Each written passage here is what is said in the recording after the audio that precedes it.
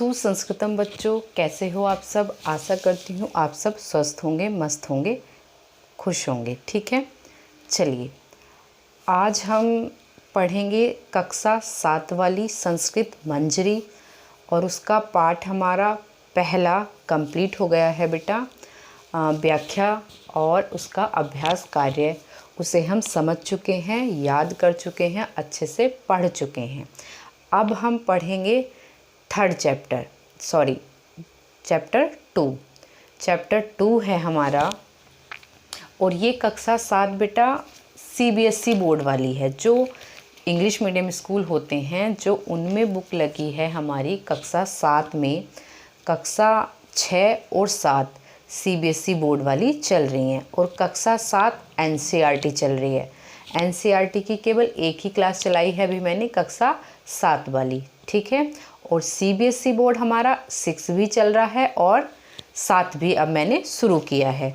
तो उसका पहला पार्ट कंप्लीट हो चुका है। आपने अभी तक वीडियो को नहीं देखा तो जाइए पहले पार्ट वाली वीडियो को, दोनों वीडियो को कंप्लीटली देखिए। एक में व्याख्या चैप्टर समझाया है और दूसरे में मैंने अभ्यास कार्य कराया है। ठीक है, वीडियो को लाइक करना, सब्सक्राइब करेंगे तो आने वाली सारी वीडियो आपको आराम से मिल जाएंगी। ठीक है, जब आप वीडियो खोलेंगे वहाँ सब्सक्राइब लिखा आता है, सब्सक्राइब पर क्लिक करेंगे, उसके बाद बेल आइकन दबाएंगे, बेल आइकन पर क्लिक करेंगे। ठीक है, आपका चैनल सब्सक्राइब हो जाएगा और आपको सारी वीडियो आराम से मिल जाएंगी। तो कक्षा 7 की भी हमारी है बेटा ये संस्कृत मंजरी, ये वाली बुक खोलेंगे। बुक ओपन कर लीजिए आप सब लोग और चैप्टर निकालना है हमें बेटा 2। ठीक है, पेज नंबर 8 पर है। पेज नंबर है आपका 8 और चैप्टर यानी पाठ है हमारा 2 और दूसरे पाठ का नाम है राष्ट्रीय पुष्पम, नेशनल फ्लावर।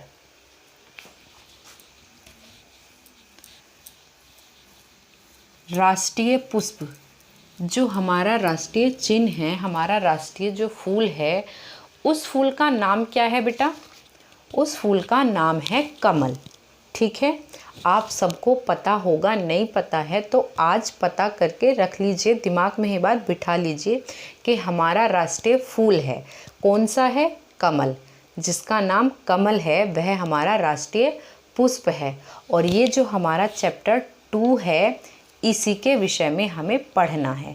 कमल कहाँ खिलता है, कमल कैसा लगता है और कमल से हमें, कमल का चैप्टर जो दिया है वो किस लिए दिया है, इस पूरे चैप्टर के लास्ट में हमें इस पूरे चैप्टर के सारांश से क्या शिक्षा मिलती है, क्या प्रेरणा मिलती है, क्या हमें सीखना चाहिए, इस चैप्टर में आपको यही समझाया है।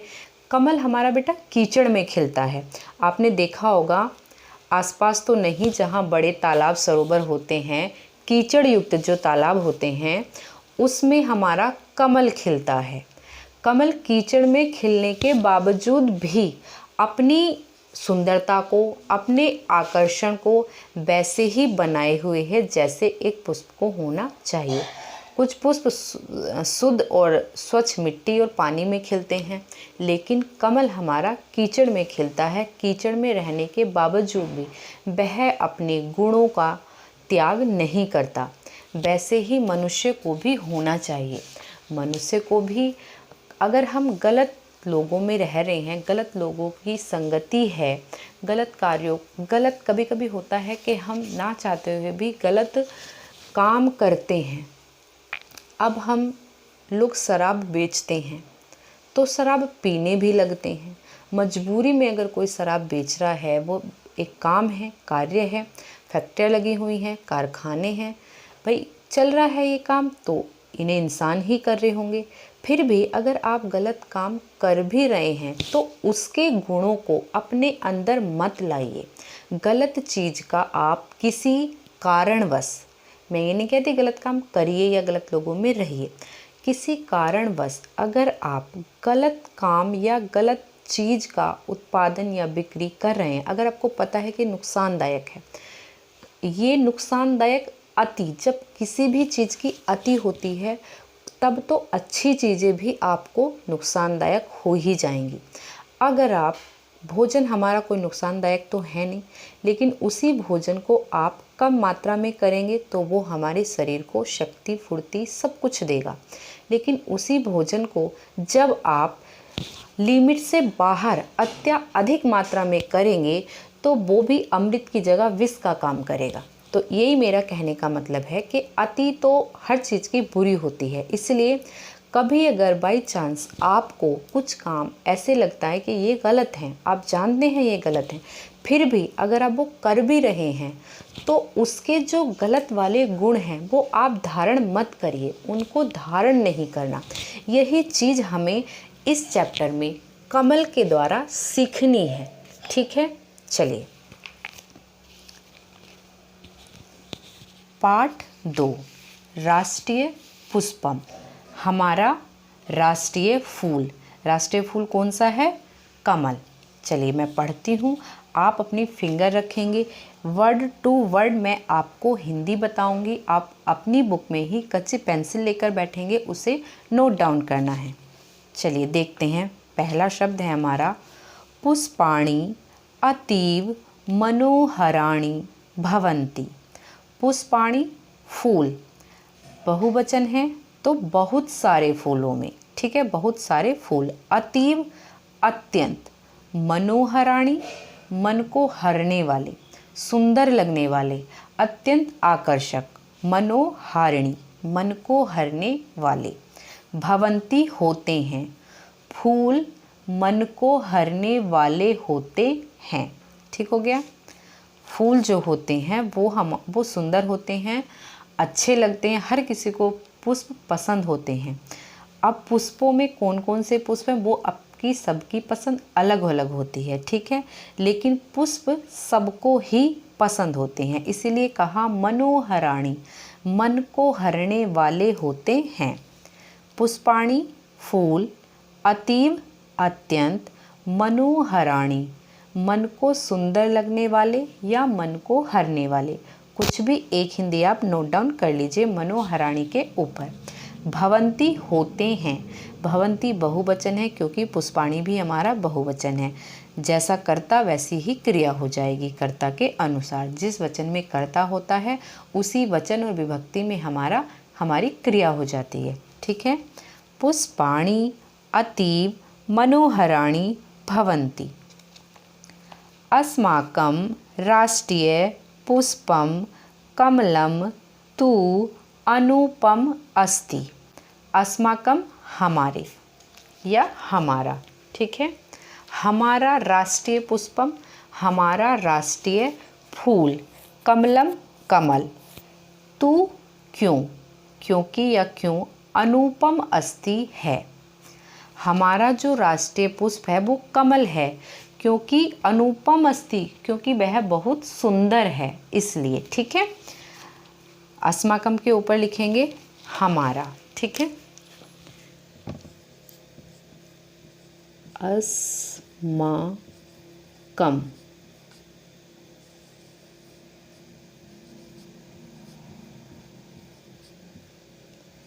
अस्माकम की हिंदी हो गई हमारा। ठीक है, राष्ट्रीय पुष्पम राष्ट्रीय फूल, कमलम कमल, तू क्योंकि अनुपम सुंदर, हमारा राष्ट्रीय फूल कमल है क्योंकि अनुपम सुंदर वह अनोखा है, वह सब पुष्पों में अनोखा है, अद्वितीय है, बहुत सुंदर है। ठीक हो गया।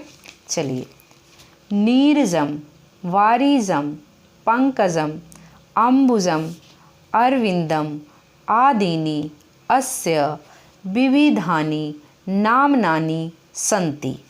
अब कमल के आपको पता होगा कि बहुत सारे नाम हैं जिन अगर एक ही शब्द के एक ही अर्थ देने वाले अलग अलग शब्द होते हैं तो हम उनको पर्याय कहते हैं, उनके वैकल्पिक रूप हैं। कमल भी ले सकते हैं, पंकज भी ले सकते हैं। जैसे आपके दो नाम होते हैं, एक स्कूल का नाम और एक घर का नाम, ऐसे ही हर वस्तु को हम अलग अलग नाम से भी जानते हैं। हम यहाँ हिंदी में कुछ और कहते हैं, इंग्लिश में कुछ और कहते हैं, और अलग अलग राज्यों में भी, अलग अलग क्षेत्रों में भी, बोली में भी अंतर होता है। तो सब लोग अलग अलग नाम से एक ही वस्तु को अलग अलग नाम से पुकारते हैं। वही होते हैं हमारे पर्याय, वही होते हैं हमारे वैकल्पिक रूप। ठीक है, तो जो पर्याय हैं, जो पर्यायवाची शब्द हैं पंकज के, कमल के, वो दिए हैं। नीरजम क्या है? कमल का दूसरा नाम। बारिजम कमल का दूसरा नाम। बारी जल, जम ज होता है उत्पन्न, ज का अर्थ होता है उत्पन्न होना। पानी से, जल से उत्पन्न, किसको कहेंगे? कमल को। पंकजम, पंक माने होता है कीचड़, ज माने उत्पन्न, तो पंकज यानी कीचड़ में उत्पन्न, जो कीचड़ में उत्पन्न होता है उसे भी कमल कहते हैं। अम्बुजम, अम्बु भी जल है। ज उत्पन्न। अरविंदम, आदिनी, आदि। ठीक है, देखिए कितने पर्याय बताए इसके कमल के। नीरजम 1, बारिजम 2, पंकजम 3, अम्बुजम 4, अरविंदम 5 और एक हमारा कमल जो हम सब जानते हैं। कमल के कितने पर्याय हो गए? 5 दिए हैं। बारिजम दिया है, नीरजम दिया है, पंकजम दिया है, अम्बुजम दिया है और अरविंदम दिया है। 5 पर्याय हमारे कमल के दिए हैं इस चैप्टर में। तो हमें हिंदी के पर्यायवाची भी याद हो गए संस्कृत में ही। संस्कृत से ही हमने एक चैप्टर पढ़ रहे हैं और कितनी जगह ये पढ़ाई हमारी काम आ गई। हमारे कमल के पर्यायवाची शब्द रूप यहाँ तैयार हो गए। ठीक है, वो भी 5। आदिनी, आदि, अस्या, इसके, विविधानि, अनेक, विविध, अनेकों, विविध, नामनानि, नाम, संति, हैं, किसके? कमल के। नीरजम, बारिजम, पंकजम, अम्बुजम, अरविंदम, आदि, इसके, अनेक, नाम, हैं। ठीक है, चलिए एक बार और देख लीजिए। नीरजम, बारिजम, पंकजम, अम्बुजम, अरविंदम, आदिनी, आदि, अस्या, इसके, विविधानि, अनेक, नामनानि, नाम, संति, हैं। कमल के अनेक नाम हैं। ठीक है, अगला है अस्य उत्पत्ति ही पंकात भवति। पंकात की हिंदी नोट डाउन करेंगे बुक में ही ऊपर। ठीक है, पंकात जैसे बनता है रामात, कीचड़।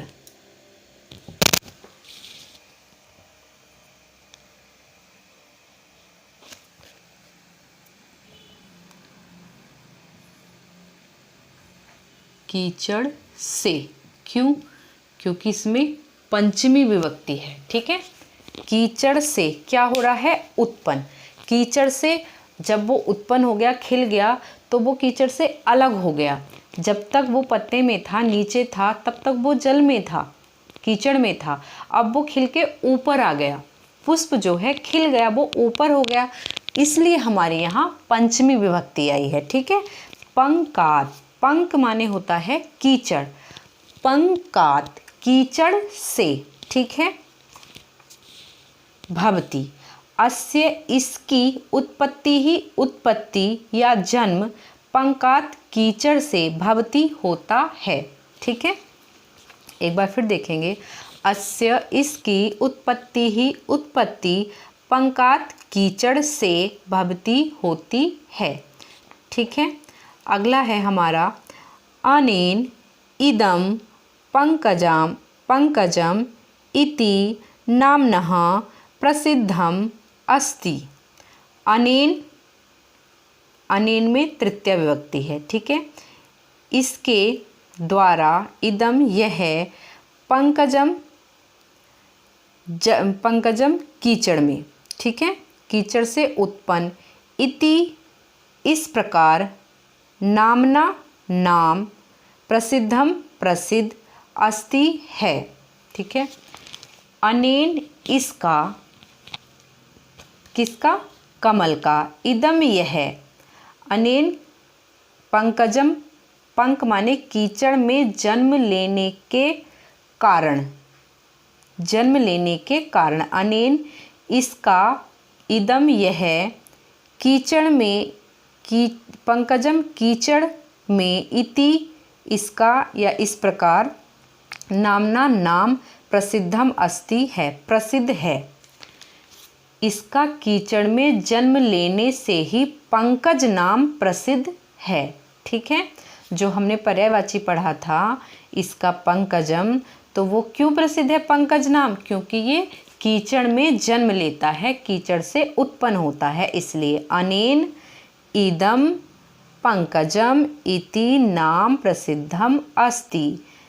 इसका यह पंकज नाम इति नामना ऐसा नाम या इस प्रकार का नाम प्रसिद्धम प्रसिद्ध अस्ति है। कौन सा? पंकज। पंकज जो इसका नाम है वो इस प्रकार इसलिए प्रसिद्ध है क्योंकि ये कीचड़ से जन्म लिया है, इसने कीचड़ से उत्पन्न हुआ है। ठीक है, अगला देखेंगे।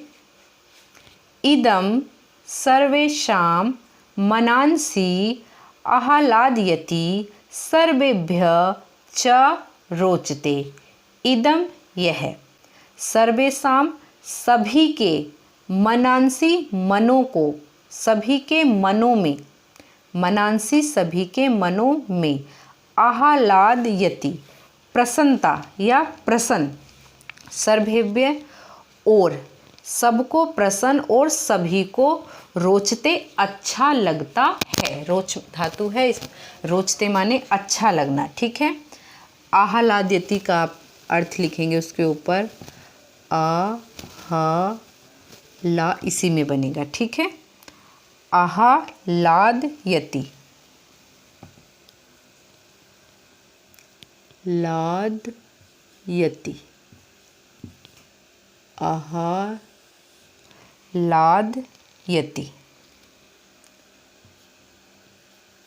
प्रसन्न होना या खुश होना। ठीक है, खुशी देना या प्रसन्नता देना। ठीक है,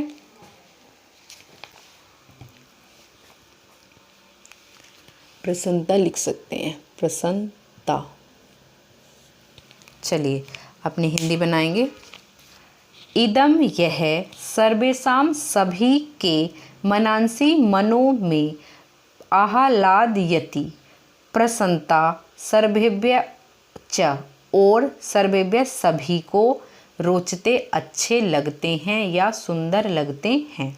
ठीक है, ये सभी के मनों को प्रसन्नता देता है और सभी को अच्छा भी लगता है।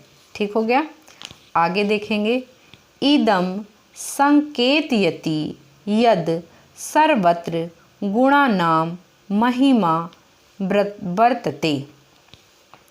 इदम यह संकेतयति संकेत, यद जो, सर्वत्र सभी जगह, गुणानाम गुणों को, महिमा महिमा को, वर्तते होता है या करता है या फैलाता है। ठीक है, यह इदम यह संकेत जो सभी जगह अपने गुण और महिमा को फैलाता है। कमल कैसा संकेत देता है? अपने गुणों का और अपनी महिमा का। ठीक है, ये हम जो सभी जगह यह जो कमल है गुण और महिमा को फैलाता है या बताता है। ठीक है, इदम यह संकेतयति संकेत देता है। संकेत क्या संकेत देता है? जो सर्वत्र सभी जगह गुणानाम गुणों का, महिमा महिमा को, वर्तते बताता है। ठीक है, पंकात उत्पन्नम अपि कमलम निज सौंदर्येण सुगंधिना च वैशिष्ट्यम प्राप्नोति।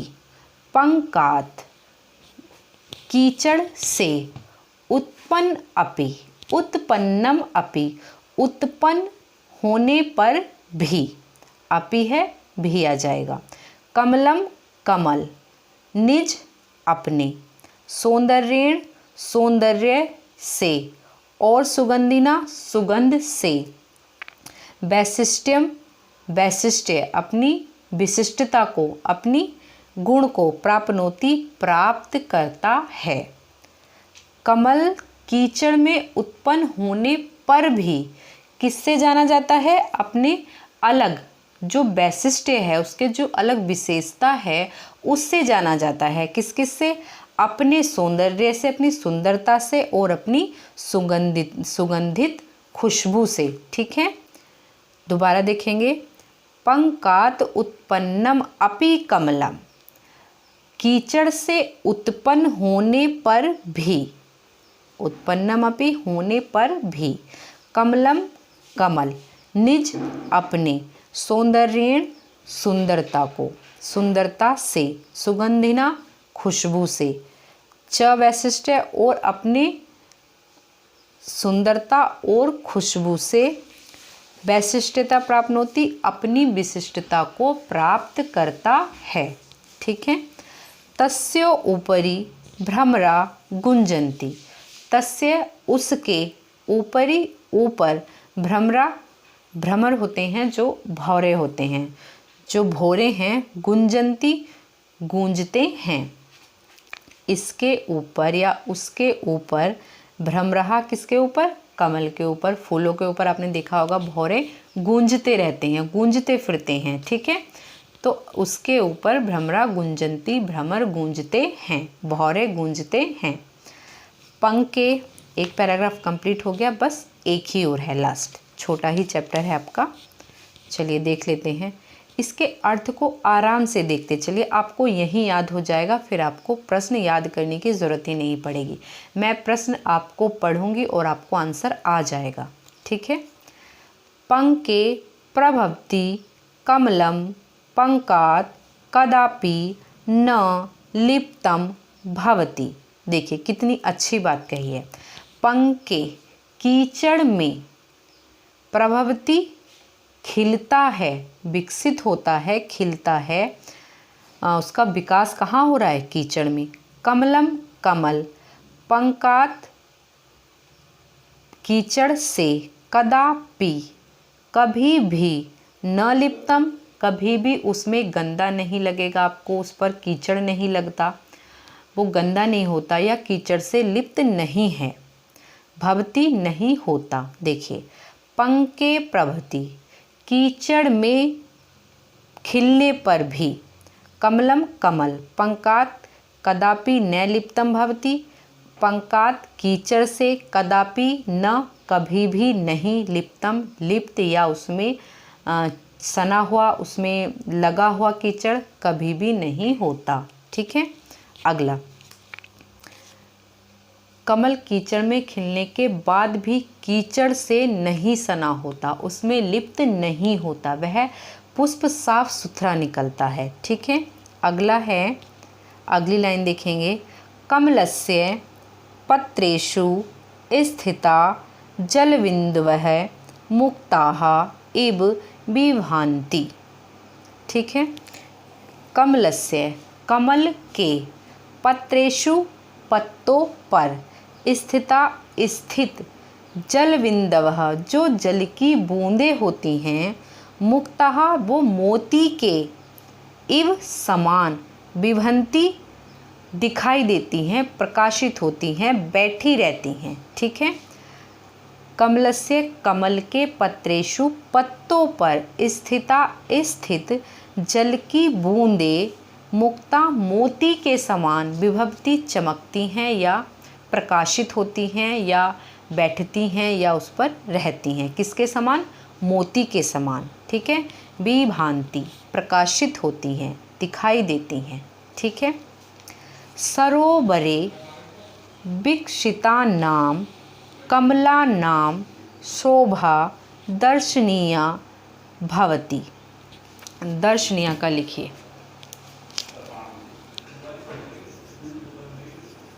दर्शनीय,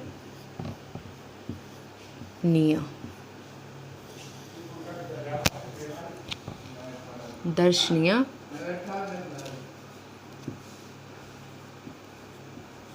देखने योग्य, देखने योग्य। किसकी शोभा देखने योग्य है बेटा? पुष्प की, कमल की। कौन से पुष्प की? कमल की। सरोवरे, सप्तमी विभक्ति है यहाँ, ये वो लिख लीजिए, सरोवरे। सप्तमी विभक्ति एक वचन, तालाब, तालाब में या सरोवर में, ऐसे भी पढ़ेंगे, ठीक है। सरोवरे, सरोवर में या तालाब में, विकसिता नाम, खिलते हैं, कमला नाम, सरोवर में खिले कमलों की, सरोवर में खिले कमलों की शोभा दर्शनीय, देखने योग्य भवती होती है। सरोवर में विकसिता नाम, कमला नाम, खिले कमलों की शोभा देखनीय योग्य होती है। यदा यदा यदा यदा जल स्तरम वर्धते तब तदा कमलम अपि ऊपरी गच्छति। अब ये कह रहा है यदा यदा, जब जब, यदा यदा का अर्थ होता है जब,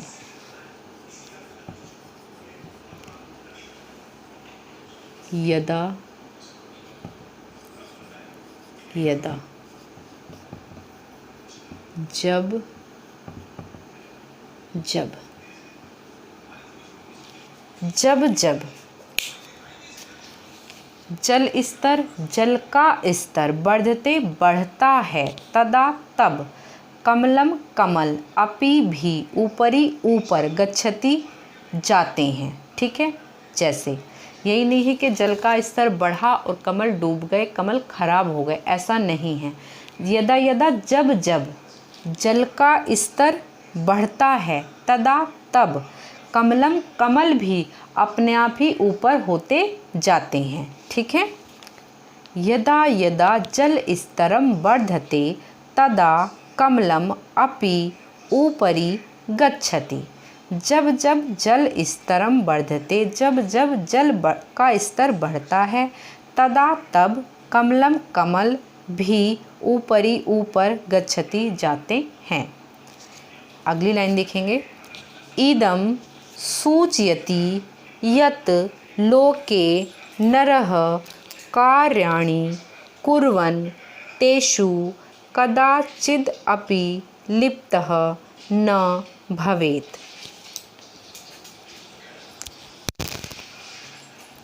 देखिए,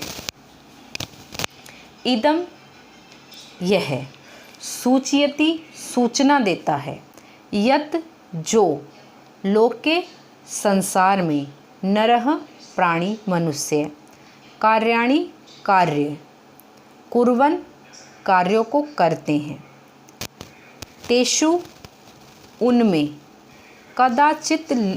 कदाचिद अपि उनमें कभी भी, लिप्तः न भवेत् कभी भी लिप्त या रमना या उनमें लिप्त होना, न भवेत् नहीं चाहिए, ठीक है, नहीं होना चाहिए। भवेत् विधिलिंग लकार है, विधिलिंग लकार का प्रयोग हम चाहिए अर्थ में करते हैं, भवेत्, ठीक है। चलिए एक बार फिर से देखते हैं। इदम यह है, सूचयति सूचित, किसे सूचित कर रहा है, संसार के प्राणियों को, ठीक है।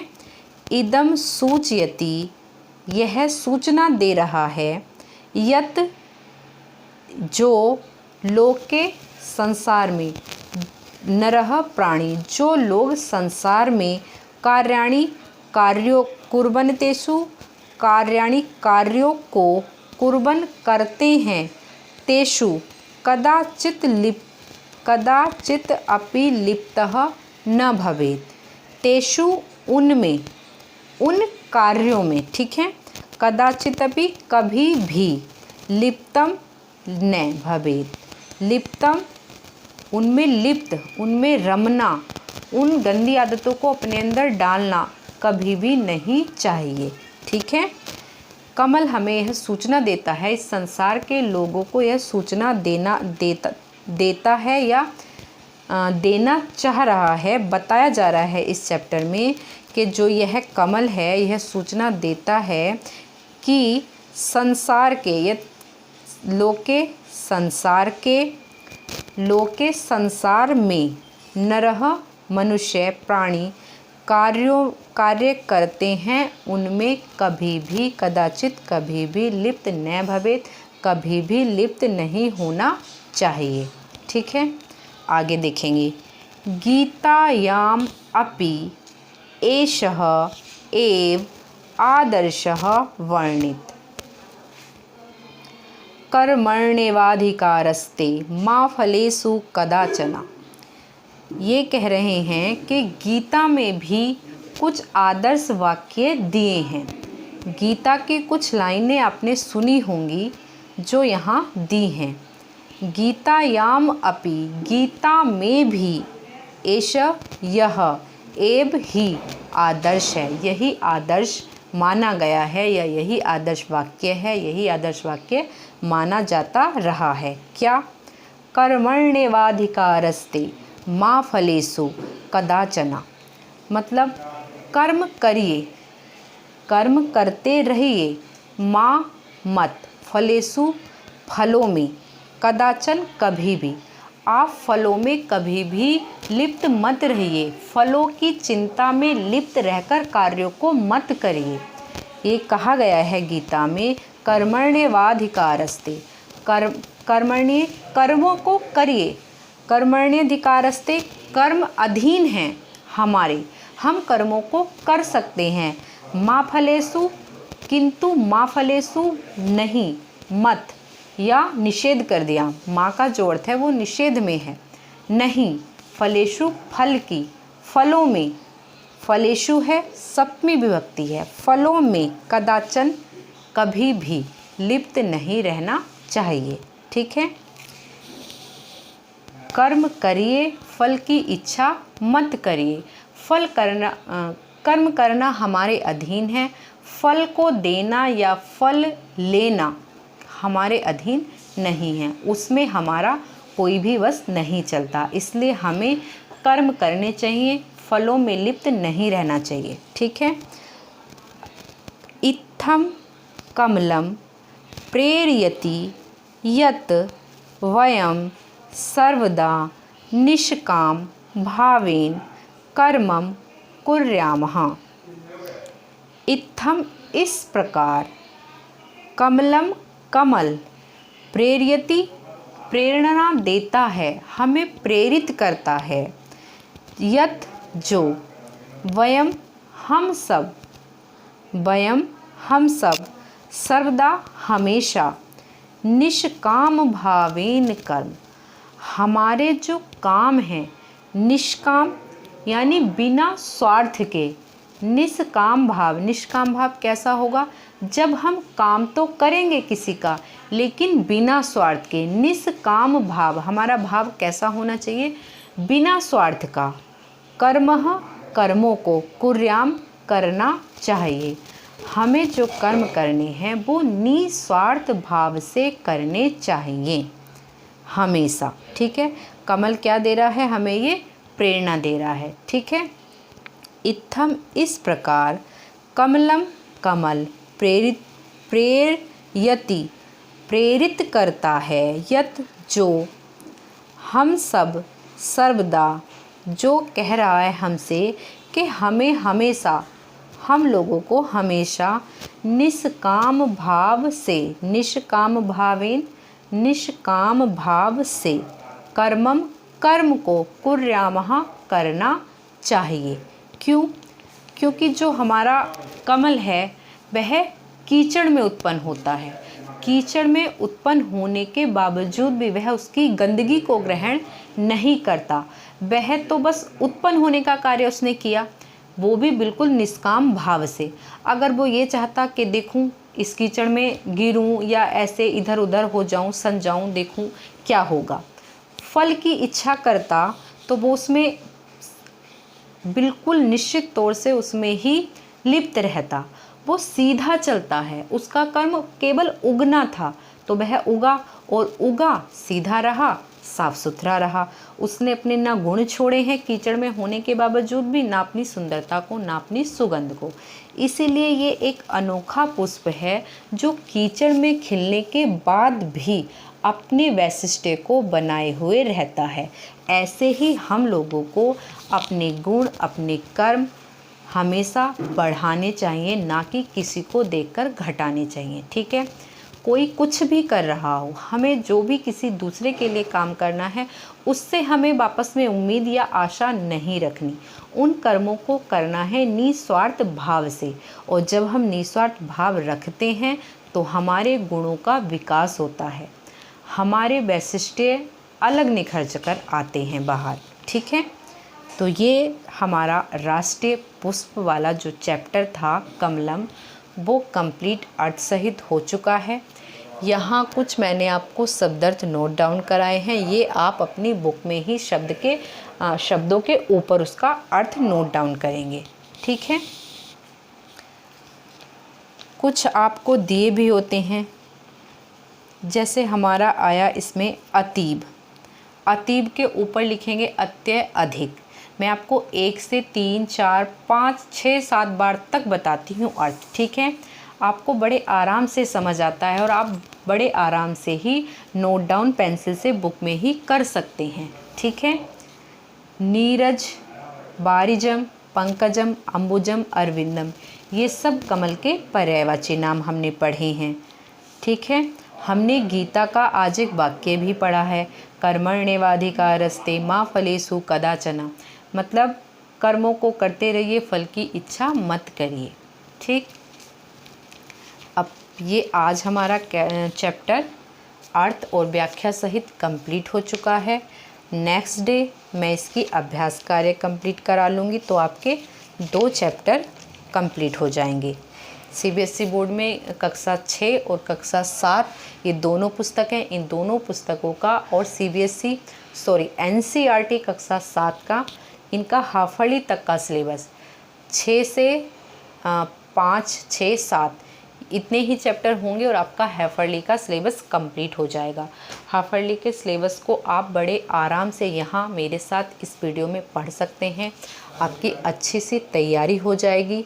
आप लगे रहिए, वीडियो को निरंतरता बनाए रखिए, देखते रहिए, वीडियो को लाइक करिए, सब्सक्राइब करिए। आने वाले सभी वीडियो से आप ये लाभ ले सकते हैं।